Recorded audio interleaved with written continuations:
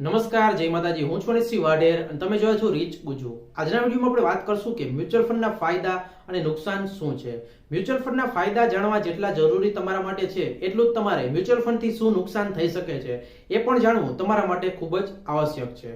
તો આ વિડીયોને ખૂબ જ ધ્યાનથી અને લાસ્ટ સુધી આ વિડીયોને જોજો. મિત્રો, બની શકે કે તમે આપણા ચેનલ રીચ ગુજુમાં નવા ચેનલને જરૂરથી સબસ્ક્રાઇબ કરી બાજુનું બેલ આઇકન દબાવી ઓલ ઉપર સિલેક્ટ કરી દેજો.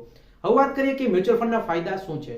મ્યુચ્યુઅલ ફંડનો સૌથી મોટો ફાયદો એ છે કે તમે તમારી એસઆઈપી જે પણ ચાલુ કરો છો, માની લો કે તમે 1000 રૂપિયાની એસઆઈપી એસબીઆઈ સ્મોલ કેપમાં ચાલુ કરો છો, તો 1000 રૂપિયા તમે લગાડો છો એ 150 કંપનીમાં લાગી જશે. જો 150 કંપનીમાંથી કોઈ પણ એક કંપની જો કદાચ ડૂબી ગઈ તો તમારા પૈસાનું જોખમ ખૂબ જ ઓછું હોય છે. ત્યાર પછી જો વાત કરીએ કે તમારા પૈસા જે પણ તમે મ્યુચ્યુઅલ ફંડમાં ઇન્વેસ્ટ કરો છો એ નિષ્ણાતોની ટીમ દ્વારા તમારા પૈસાને મેનેજ કરવામાં આવે છે, જેનો તમારે એક્સપેન્સ રેશિયો આપવાનો હોય છે. મ્યુચ્યુઅલ ફંડમાં તમે નિષ્ણાતોની ટીમ દ્વારા તમારો પૈસાને મહેનત થાય છે એટલે તમારા પૈસાનું જોખમ ખૂબ જ ઓછું હોય છે.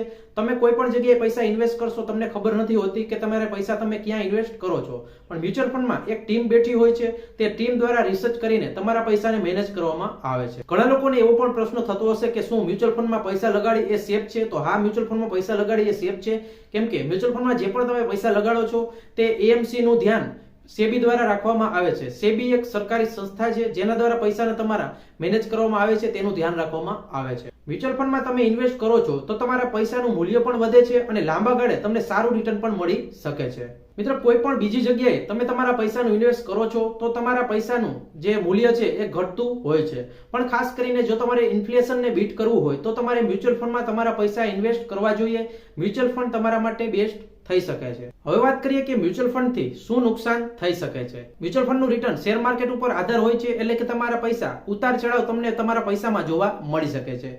માની લો કે આજે તમે 1 લાખ રૂપિયા ઇન્વેસ્ટ કર્યા છે તો કાલે તમને 80,000 પણ જોવા મળે અને 50,000 પણ જોવા મળી શકે છે, કેમ કે માર્કેટ જેમ ડાઉન થશે તેમ તમારા પૈસા પણ ડાઉન થશે અને માર્કેટ અપ જશે તો તમારા પૈસા પણ અપ જશે. એવી રીતે તમારું શેર માર્કેટ ઉપર મ્યુચ્યુઅલ ફંડ આધાર રાખે છે. જો તમે તમારા પૈસાને લાંબા ગાળા માટે ઇન્વેસ્ટ કરવા માંગતા હોય તો જ તમે મ્યુચ્યુઅલ ફંડમાં તમે તમારા પૈસા ઇન્વેસ્ટ કરી શકો છો.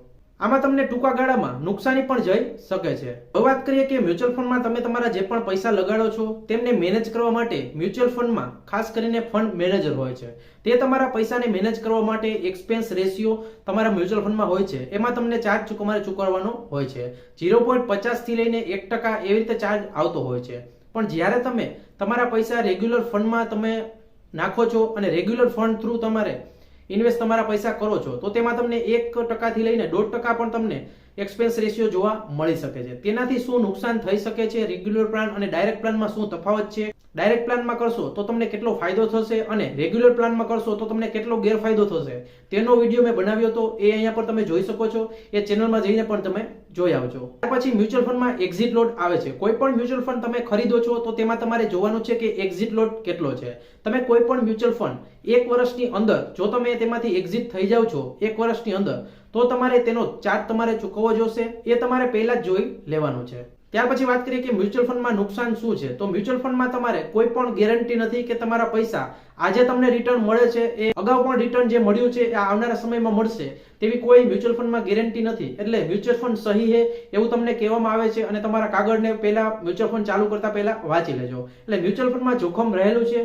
તમે તમારા જે પણ ગાઈડન્સ હોય, જે પણ તમારા નિષ્ણાતો હોય તેમને તમારે પૂછીને તમે મ્યુચ્યુઅલ ફંડમાં ઇન્વેસ્ટ તમારા પૈસા કરી શકો છો. આશા રાખું છું કે આ વિડીયો તમને ગમ્યો હશે. ગમ્યો તો લાઈક કરજો, શેર કરજો અને આવા જ વિડીયો જોવા માટે અમારા ચેનલને સબસ્ક્રાઇબ કરી બાજુનું બેલ આઇકન દબાવી ઓલ ઉપર સિલેક્ટ કરી દેજો. જય હિન્દ, વંદે માતરમ.